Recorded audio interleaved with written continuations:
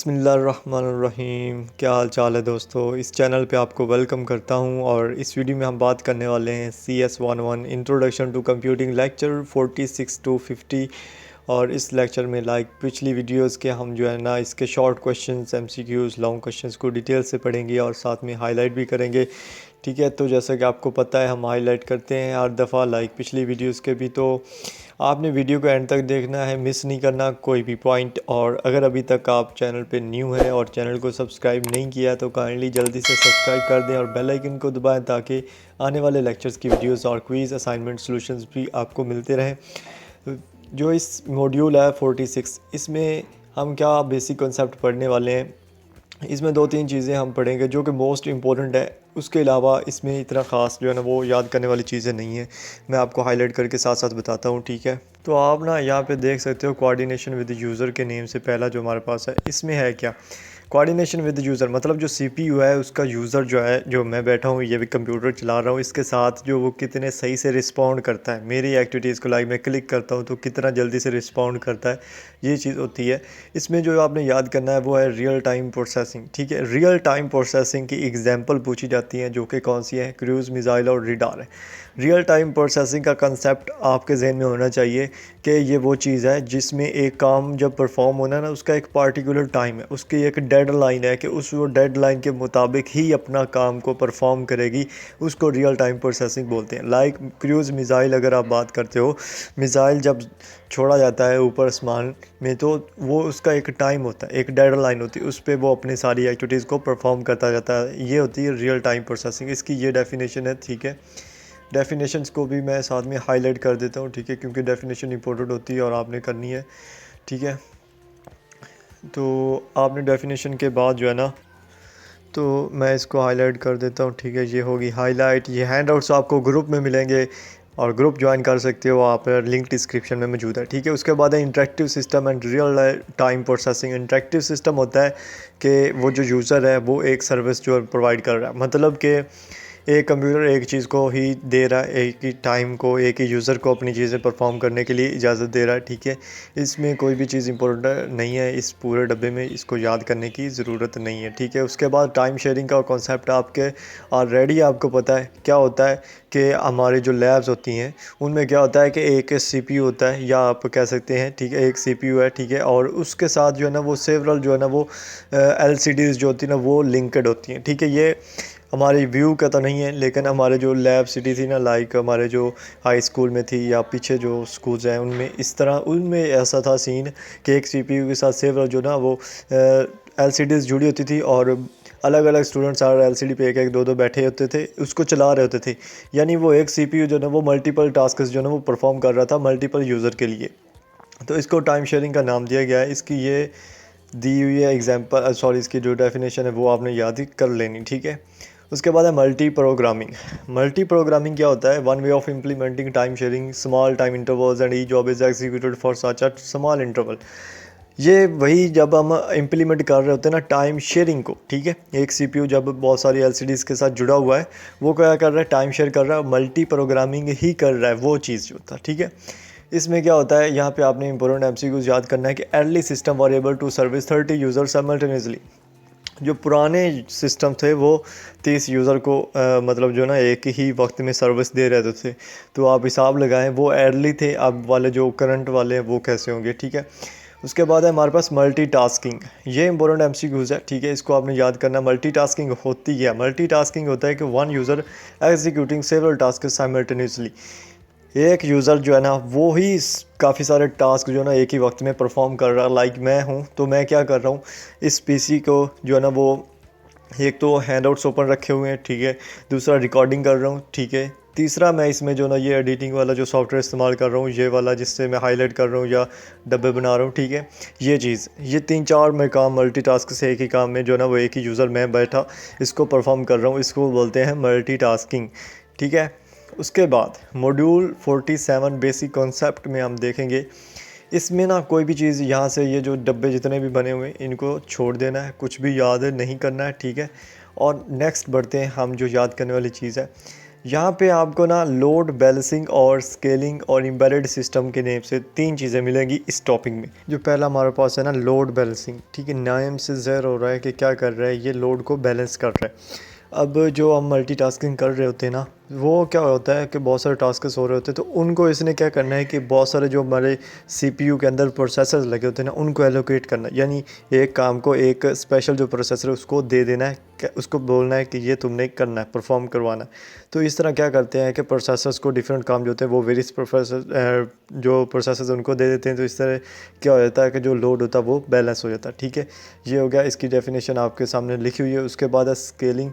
ठीक है, स्केलिंग क्या होता है कि breaking tasks into a number of sub tasks. जो मल्टीपल टास्क्स परफॉर्म हो रहे थे उनको सिंपल छोटे छोटे टास्क्स में परफॉर्म तोड़ के, वही जो हमारे पास प्रोसेसर्स हैं उनके नंबर के अवेलेबल जितने भी वो हैं उनके मुताबिक तोड़ के छोटे टास्क्स में उनको दे देना है। तो ये वो क्या कहते हैं, स्केलिंग इसको बोलते हैं। ठीक है, ये दोनों डेफिनेशन आपने याद करनी है, एक दूसरे से मिलती जुलती हैं। ठीक है, एम्बेडेड सिस्टम है यहाँ पे। ठीक है, computer system found in these devices. यहाँ पे जो हमारे पास डिवाइसेस दी हुई हैं, मेडिकल डिवाइसेस हैं, व्हीकल इलेक्ट्रॉनिक्स हैं, होम अप्लायंसेस हैं, सेल फोन्स हैं और अदर हैंड हेल्ड कंप्यूटर्स हैं। ठीक है, जितनी भी मतलब आप ऐसे कह सकते हो मशीन बिजली पे चलने वाले जितनी भी डिवाइसेस हैं, ठीक है, और वो सारी क्या है, वो एम्बेडेड सिस्टम है। एम्बेडेड यानी सारा बंद सिस्टम है और उसमें ये तमाम डिवाइसेस जो है ना वो इस्तेमाल होती हैं। उसके बाद है यहाँ पे डेफिनेशन सॉरी जो एमसीक्यूज़ है वो आपने याद करना है। VxWorks developed by Wind River Systems. ठीक है, और मार्स एक्सप्लोरेशन रिवर्स में ये इस्तेमाल हुआ था। उसके बाद जो मोस्ट इम्पोर्टेंट एमसीक्यूज़ मैं कहूँगा इस पूरे लेक्चर में है वो कौन सा है, विंडोज़। विंडोज़ किसने डेवलप की थी, माइक्रोसॉफ्ट ने डेवलप की थी। ठीक है, विंडोज़ जितनी भी ऑफिशियल जो विंडोज़ हमारे पास होती है ना, ये ऑफिशियल्स नहीं होती। ये जो हम दुकान से करवा लेते हैं या हम अपने पीसी में जितने भी करवाते हैं, ये ऑफिशियल्स नहीं होती। जो माइक्रोसॉफ्ट विंडो ऑफिशियल होती है ना, वो आपको 7-8 हज़ार रुपये की एक विंडो मिलेगी एक पीसी के लिए। ठीक है, उसके बाद है palm OS developed by palm source. ठीक है, ये 3 एमसीक्यूज़ यहाँ से थे। ठीक है, बाकी मॉड्यूल 48 में अगर हम देखें तो यहाँ पे सॉफ्टवेयर क्लासिफिकेशन के बारे में बात की गई है और इसको दो ब्रॉड कैटेगरीज में जो है वो डिवाइड किया गया है सॉफ्टवेयर को। एक होता है एप्लीकेशन सॉफ्टवेयर, दूसरा होता है सिस्टम सॉफ्टवेयर। ठीक है, एप्लीकेशन सॉफ्टवेयर जो होते हैं, ठीक है, वो क्या होते हैं, वो कंसिस्टेंस होता है परफॉर्मिंग टास्क से पार्टिकुलर टास्क के लिए, पार्टिकुलर मशीन के लिए। ठीक है, मतलब कि जैसा कि आपको पता ही है कि हमारे पास ये पीडीएफ रीडर है ना, तो ये क्या करेगा, ये पीडीएफ को ही रीड करेगा। ठीक है, ये अब इसमें कोई भी हम वीडियो ओपन करें वो तो नहीं होने वाली। तो ये क्या है कि एप्लीकेशन सॉफ्टवेयर जितने भी है ना, वो एक ख़ास काम के लिए, एक ख़ास काम के लिए जो है ना वो उनको मैन्युफैक्चर किया जाता है। बस इतनी सी बात आपने जहन में रखनी है और इसकी एग्जांपल आप कोई भी एप्लीकेशन का नेम जो है ना वो डाल सकते हैं। यहाँ पे एग्जांपल ऑफ एप्लीकेशन हमारे पास लिखी हुई है, मैं आपको बता देता हूँ। स्प्रेडशीट्स हैं, ठीक है, डेटाबेस सिस्टम्स है, डेस्कटॉप पब्लिशिंग सिस्टम्स है, अकाउंटिंग सिस्टम है, program development and software and games, सारा कुछ इसमें मतलब जितनी भी एप्लीकेशन हमारे मोबाइल में यूज़ होती हैं या कंप्यूटर में यूज़ होती है वो सारी क्या एप्लीकेशन सॉफ्टवेयर हैं। ठीक है, उसके बाद है system software performs those tasks that are common to computer system in general. अब जो हमारे पास है सिस्टम सॉफ्टवेयर है, ठीक है, वो क्या करते हैं, वो सिर्फ वो काम परफॉर्म करते हैं जो हमारे कंप्यूटर सिस्टम से रिलेटेड होती हैं। ठीक है, जो कंप्यूटर सिस्टम में होते हैं, जो कंप्यूटर सिस्टम के इंफ्रास्ट्रक्चर होता है उसमें वो जो चीज़ें मेन होती हैं उनके लिए इस्तेमाल होती हैं। ठीक है, तो ये दो चीज़ें इस पूरे मॉड्यूल में ये इंपॉर्टेंट है, दोनों में डिफरेंस और इनकी जो है जो आपके सामने डेफिनेशन है। ठीक है, operating system itself and the other consist of software units collectively known as utility software. तो यूटिलिटी सॉफ्टवेयर कौन से होते हैं, ठीक है, यूटिलिटी सॉफ्टवेयर वो होते हैं जो कि एक तो ऑपरेटिंग सिस्टम खुद होता है, ठीक है, मतलब कि ये सीपीयू, ठीक है, ये खुद, और इसके साथ जितने भी जो सॉफ्टवेयर इसमें मौजूद हैं जो वर्क कर रहे हैं उन सब को मिला के क्या बोलते हैं, इसको हम यूटिलिटी सॉफ्टवेयर बोलते हैं। ठीक है, तो ये हो गया यूटिलिटी सॉफ्टवेयर। उसके बाद यहाँ पे इसका इंफ्रास्ट्रक्चर थोड़ा सा बताया हुआ है सॉफ्टवेयर क्लासिफिकेशन के, कि सॉफ्टवेयर को दो क्लासिफिकेशन में तकसीम किया, पहला एप्लीकेशन सॉफ्टवेयर, दूसरा सिस्टम सॉफ्टवेयर। ठीक है, फिर सिस्टम सॉफ्टवेयर के अंदर हमारे पास दो चीज़ें होती हैं, एक यूटिलिटी सॉफ्टवेयर होते हैं, एक होते हैं ऑपरेटिंग सिस्टम। ऑपरेटिंग सिस्टम के जो मतलब ऑपरेट कर रहे होते हैं ऑलरेडी, वो और यूटिलिटी सॉफ्टवेयर। ठीक है, अब ऑपरेटिंग सिस्टम को आगे दो मज़ीद में चेंज किया गया है, एक होता है यूज़र इंटरफेस, दूसरा होता है कर्नल। ठीक है, यूज़र इंटरफेस कौन है, यूज़र जो उसको यूज़ करने वाला जो बंदा है जो पीसी को चला रहा है। ठीक है, और कर्नल जो होता है ये भी मैं आपको आगे चल के बताऊंगा, बहुत ही इंपॉर्टेंट क्वेश्चन है कर्नल के नेम से, व्हाट इज़ कर्नल। ठीक है, फाइनल टर्म में बहुत ही बार पूछा गया है। तो यहाँ पे हम देखेंगे मॉड्यूल 49 ऑपरेटिंग सिस्टम कंपोनेंट्स के बारे में। तो यहाँ पे है in order to perform the actions requested by the computer user. अच्छा, तो आपने ना एक यहाँ पे डेफिनेशन नहीं कहूँगा मैं, इसको एमसीक्यूज़ बोलूँगा कि यहाँ पे आप देखें in order to perform the actions requested by the computer user, यानी वो कौन सा जो है ना वो ऑर्डर परफॉर्म हो चुका, किसके कहने पे परफॉर्म होगा, तो वो कंप्यूटर यूज़र के कहने पे, रिक्वेस्ट करने पे ना कंप्यूटर जो होता है वो क्या करता है, ऑपरेटिंग सिस्टम जो होता है वो उसको परफॉर्म करेगा उस टास्क को। तो ये करना है आपने। उसके बाद है यूज़र इंटरफेस जो होता है वो क्या होता है, शेल्स, ग्राफिकल इंटरफेस, इन सब को मैं आपको डेफिनेशन देता हूँ, ठीक है, बताता हूँ साथ साथ। उसके बाद 50 को भी देख लेते हैं इसी वीडियो में। अच्छा, तो फर्स्ट ऑफ़ ऑल हम देखेंगे यूज़र इंटरफेस को। मतलब क्या है कि जो पोर्शन होता है, the portion of operating system that handles this communication is often called user interface. या आप ऐसा कह सकते हो कि जो यूज़र होता है, जो ऑपरेटिंग सिस्टम में होने वाले ऑपरेटिंग सिस्टम, जो यूज़र मतलब मैं एक्टिविटीज़ कोई भी कर रहा हूँ तो ऑपरेटिंग सिस्टम उसको हैंडल कर रहा है, तो ये जो कम्युनिकेशन मेरे और ऑपरेटिंग सिस्टम के दरमियान है इसको यूज़र इंटरफेस बोलेंगे। और जो ओल्डर यूज़र इंटरफेसेस होते हैं उनको हम शेल्स के नेम से जाने जाते हैं, ठीक है। यहाँ पे इंपॉर्टेंट एमसीक्यूज़ जो आपने याद करना है वो है ग्राफिकल यूज़र इंटरफेस, ठीक है। ये जो मुखफ़फ़ है ये बहुत ही ज़्यादा जो इम्पोर्टेंट है एमसीक्यूज़ के वाले से, इसको आपने लाजमी याद करना है, ठीक है। ये मॉडर्न सिस्टम जितने भी होते हैं उनमें टास्क को परफॉर्म करने के लिए जो GUI का इस्तेमाल किया जाता है। GUI बेसिकली होती क्या चीज़ है, मैं आपको ना सिंपल बता देता हूँ कि आपके पास कोई भी कंप्यूटर है, कोई भी चीज़ है, उसमें जो भी आपके ऊपर यहाँ पे मैं आपको दिखा देता हूँ, ये आपके सामने नज़र आ रहा है, ठीक है। ये क्या है, ये हमारे पास ना एक सॉफ्टवेयर है, ठीक है। इसके लिए मैं इसको इस्तेमाल करता हूँ, इसमें थोड़ी सी चेंज करने के लिए, ठीक है। तो यहाँ पे ना इसको मैं माउस से इधर ड्रैग कर रहा हूँ, इधर ड्रैग कर रहा हूँ, इधर कर रहा हूँ। ये क्या है, ये हमारे पास है GUI, ठीक है। इस चीज़ की आई होप आपको समझ आ गई होगी कि ऐसा जो भी स्क्रीन के ऊपर आइकॉन्स होते हैं, ठीक है, उनको हम क्या बोलते हैं, ड्रैग करना या क्लिक करना, ये क्या कहलाता है, ग्राफिकल यूज़र इंटरफेस बोलते हैं। लाइक ये एक ग्राफ है, पिक्चर है, जिसको मैं यूज़र जो हूँ वो क्या कर रहा हूँ, उसके साथ छेड़खानी कर रहा हूँ, ये ग्राफिकल यूज़र इंटरफेस होता है, ठीक है। ये इंपॉर्टेंट कंसेप्ट था जो कि आपके जहन में आई होप आपके समझ में आ गया होगा। उसके बाद है earliest version of Microsoft Windows were GU application programs that could be loaded from the MS-DOS operating system. जो पुराने माइक्रोसॉफ्ट विंडोज़ थी, ठीक है, जो मोस्ट अर्लियर थे, ठीक है, तो उसमें GUI एप्लीकेशन जो है ना वो इस्तेमाल किया जाता था और उसमें MS-DOS ऑपरेटिंग सिस्टम का जो है ना वो लोड किया जाता था। उसके बाद है विंडोज़ मैनेजर। नेम से ज़ाहिर होता है विंडोज़ मैनेजर क्या करता है, विंडो को मैनेज करता है।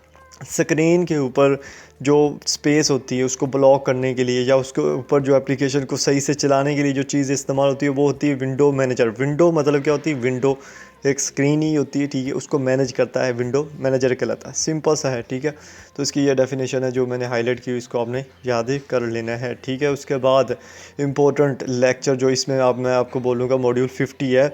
ये अक्सर ऐसा होता है कि वीडियो के एंड वाला जो होता है ना वो इम्पोर्टेंट आ जाता है लेक्चर, लेकिन कुछ लोग नहीं भी देखते उस टाइम तक। अगर आप अभी तक देख रहे हैं तो छोटा सा लाइक बनता है तो वो ज़रूर कीजिएगा। तो यहाँ पे इम्पोर्टेंट सबसे पहले जो फाइनल टर्म में पूछा जाने वाला क्वेश्चन है, ये मैं मिड टर्म और फाइनल टर्म दोनों की तैयारी इकट्ठे से करा रहा हूँ। ये नहीं होता कि आपके मिड टर्म में अलग से पेपर होता है, फाइनल का अलग से, मतलब मिड का होता तो अलग से है, लेकिन जो होगा सिलेबस वो आपका समझ लो सारा ही है। मिड में इनमें से आना है 108 में से, और फाइनल में 1 से लेके 234 तक जितने लेक्चर्स हैं सब में से आना है, ठीक है। तो यहाँ पे आपने क्या करना है, ऑपरेटिंग सिस्टम में हमारे पास कर्नल की डेफिनेशन दी हुई है, ठीक है। The internal part of operating system is called kernel, यानी कि एक ऑपरेटिंग सिस्टम है उसका जो इंटरनल पार्ट उसको हम क्या बोलते हैं, कर्नल बोलते हैं, ठीक है। अब इसमें ना 3-4 चीज़ें हैं जो बेसिक हैं वो आपने याद करनी है। नेम से ज़ाहिर होता है उनका जो कंसेप्ट होता है वो आपने याद करना है। फर्स्ट जो इसमें चीज़ है वो है फ़ाइल मैनेजर। अब नाम से ज़ाहिर होता है कि फ़ाइल को मैनेज करना है, ठीक है। फॉर एग्ज़ाम्पल आपने पीसी में जो है ना वो एक फ़ाइल रखी है, ठीक है। अब उसको आप क्या करते हो, उसकी जो लोकेशन है, ठीक है, उसके बाद उसकी जो मेमोरी वो कर रही है, गेन कर रही है मास स्टोरेज में, वो मैनेज करना, ठीक है। उसको अगर हमें किसी तरफ ट्रांसफ़र करना है वो मैनेज करना, उसका जो रिकॉर्ड है वो मैनेज करना, ये सारी चीज़ें आ जाती हैं फ़ाइल मैनेजर में, ठीक है। तो यहाँ पे इसकी डेफिनेशन जो है ना, whose job is to coordinate the use of machine mass storage facilities more precisely file manager maintains records of all the files stored in mass storage, ठीक है। तो ये हो गया, आपने ये करना है। उसके बाद ये इंपॉर्टेंट MCQs हैं 2। पहला जो हमारे पास है वो क्या है, most file managers allows files to grouped into a bundle called a directory और अ फोल्डर। लाइक जो हम कंप्यूटर में एक फ़ोल्डर क्रिएट करते हैं, उसमें सारी फाइल्स रख देते हैं, वो क्या होता है, एक बंडल होता है, ग्रुप होता है उन फाइल्स का, उसको क्या बोलते हैं, डायरेक्टरी और फोल्डर बोलते हैं। तो ये इंपॉर्टेंट MCQs है, इंपॉर्टेंट MCQs, ठीक है। उसके बाद है directory path, a chain of directories with in directories is called a directory path. For example मैं इसको आपको समझाता हूँ। आपने एक ग्रुप फोल्डर बनाया, ठीक है, उसमें आपने लिखा कि आपका सेमेस्टर है, फॉर एग्जांपल आप कह सकते हो आपका 5 सेमेस्टर है, ठीक है। ग्रुप का फोल्डर का नेम है 5 सेमेस्टर। उसके अंदर आप दोबारा एक और ग्रुप बनाया, उसमें आप लिखते हो बुक के नेम लिख देते हो जो आपके 5 सेमेस्टर में बुक्स हैं, लाइक CS 101, CS 201 या इंग्लिश 201, इंग्लिश 301, 4-5 ग्रुप बना देते हो। फिर आप दोबारा जाते हो CS 101 के फ़ोल्डर में और उसमें 2-3 फ़ोल्डर और बनाते हो। एक में आप लिखते हो क्विज़, दूसरे में आप लिखते हो असाइनमेंट, तीसरे में आप लिखते हो लेक्चर्स, चौथे में आप लिख देते हो कुछ भी लिख देते हो, ठीक है, पास पेपर लिख देते हो फॉर एग्जांपल। तो ये क्या है, ये एक डायरेक्टरी पाथ बन रहा है, यानी फोल्डर्स के अंदर जो डायरेक्टरी पाथ एक चल रही है, एक चेन चल रही है, इसको बोलते हैं डायरेक्टरी पाथ, ठीक है। बहुत ही आसान से लफ्ज़ों में मैंने आपको समझाया, आपको समझ आ गई होगी, ठीक है। उसके बाद है opening the file. Opening the file कब होता है? The procedure begins by requesting that the file manager grant access to the file through a procedure known as opening the file. यानी ऐसा प्रोसीजर जिसमें फ़ाइल मैनेजर जो है ना वो आपको परमिशन दे कि आप फ़ाइल को ओपन करो। यानी जब आप डबल क्लिक करते हो एक फ़ाइल पे उसको ओपन करने के लिए, तो फाइल मैनेजर जो होता है वो आपको उसकी एक्सेस देता है, तब वो ओपन होती है। तो इस पूरे प्रोसीजर को क्या बोलते हैं हम? ओपनिंग दी फाइल, ठीक है। उसके बाद है डिवाइस ड्राइवर्स। डिवाइस ड्राइवर्स क्या होते हैं? Which are the software units that communicate with the controllers. यहाँ पे इसकी डेफिनेशन लिखी हुई है, ठीक है, आपने इसको याद कर लेना है। डिवाइस ड्राइवर्स ऐसे होते हैं, सॉफ्टवेयर यूनिट्स होते हैं जो कि कम्युनिकेट करते हैं कंट्रोलर्स के साथ to carry out operations on the peripheral devices attached to the machine. अब डिवाइस ड्राइवर्स ना आपके जहन से मैं सिंपल एक चीज़ डाल देता हूँ कि ये डिवाइस जहाँ पे लफ्ज़ आ जाता है, ये होता है कि कंप्यूटर के साथ कोई भी डिवाइस बाहर से जो है ना वो अटैच कर देनी है पोर्ट में, ठीक है, इसको बोलते हैं डिवाइस ड्राइवर्स, ठीक है, सही है। तो यहाँ पे इसकी ना डेफिनेशन जो एग्जांपल्स हैं वो भी दी हुई है, मैं आपको हाईलाइट कर देता हूँ कि इसमें प्रिंटर आ जाता है, डिस्क ड्राइव आ जाता है, मॉनिटर आ जाता है, ये सारे डिवाइस ड्राइवर्स हैं, ठीक है। उसके बाद है ऑपरेटिंग सिस्टम कर्नल जो है ना, इंटरनल ऑपरेटिंग सिस्टम, उसमें एक और चीज़ होती है, वो होती है मेमोरी मैनेजर, ठीक है। मेमोरी ये लिखा हुआ है और मैनेजर ये लिखा हुआ है, ठीक है। Which is charge with the task of coordinating the machine user of main memory को जो यूज़ करने की जो टास्क्स होते हैं वो इसके साथ कोऑर्डिनेट होती हैं, ठीक है, जिसको मेमोरी मैनेजर बोलते हैं। नेम से मैंने आपको बताया कि सब जाहिर हो रहा है कि ये क्या करती है, मेमोरी को मैनेजर करती है। आपके पास आपको नहीं भी पता इसका क्या मतलब है, जस्ट ये लिखें कि ये क्या है। इसमें जो है ना वो मेन मेमोरी को जो है ना वो यूज़ करने की जो इंस्ट्रक्शंस होती हैं या कोऑर्डिनेशंस होती है वो इसमें मौजूद होती हैं और ये वो सारे टास्क जो है वो परफॉर्म करती है। या आप इतना लिख सकते हो कि it manage the main memory, use of main memory, ठीक है, इतना आप लिख सकते हो। उसके बाद जो होता है पेजिंग होता है एक, ठीक है। पेजिंग होता है कि अब आप बार बार एक चीज़ को ओपन कर रहे हो, फिर दोबारा किसी और को फिर उसी को ओपन कर रहे हो, इस तरह का जो कंसेप्ट होता है उसको पेजिंग बोलते हैं, ठीक है। तो पेजिंग ये आपके साथ है rotating programs and data back and forth between main memory and mass storage, ठीक है। यानी आप जो है ना बार बार जो है ना वो चीज़ों को मास स्टोरेज और जो यहाँ पे मैं इसको पूरे हाईलाइट कर देता हूँ, ठीक है, पेजिंग कहलाते हैं। यानी कि डाटा को आप मेन मेमोरी में डाल रहे हो, फिर मास स्टोरेज में ले आ रहे हो, फिर मेन मेमोरी में डाल रहे हो, इस तरह से जो पेजिंग होती है, ठीक है। पेजिंग होती है कि आपके पेज है, आप बुक को एक एक पेज जो है वो उलट रहे हो, ये भी एक पेजिंग है, ठीक है। तो उसके बाद है इस तरह का जो डाटा होता है वो डिवाइड हो जाता है किसमें, यूनिफॉर्म साइज्ड पेजेस में डाटा जो है ना वो हो जाता है, डिवाइड हो जाता है, जिसको एक को पेज बोलते हैं। और ज़्यादा इकट्ठे हो जाएं जब पूरा डाटा तो उसको पेजिंग बोलते हैं। वर्चुअल मेमोरी क्या होती है कि जब मेमोरी स्पेस पेजिंग के ज़रिए जो मेमोरी से स्पेस क्रिएट होती है उसको वर्चुअल मेमोरी बोलते हैं, ठीक है। यहाँ पे लिखा हुआ है memory space created by paging is called virtual memory, ठीक है। उसके बाद शेड्यूलर और डिस्पैचर जो है ना, ये नेक्स्ट मॉड्यूल्स वाले कंसेप्ट हैं, इनको नेक्स्ट मॉड्यूल में देखेंगे। तो आज के लिए इतना ही। और अगर अभी तक चैनल को सब्सक्राइब नहीं किया और अगर अभी तक आप कंजूस बने हुए लाइक भी नहीं किया तो जल्दी से लाइक करो, सब्सक्राइब करो चैनल को। मिलेंगे नेक्स्ट वीडियो में, अपना ख्याल रखिएगा, अल्लाह हाफ़िज़।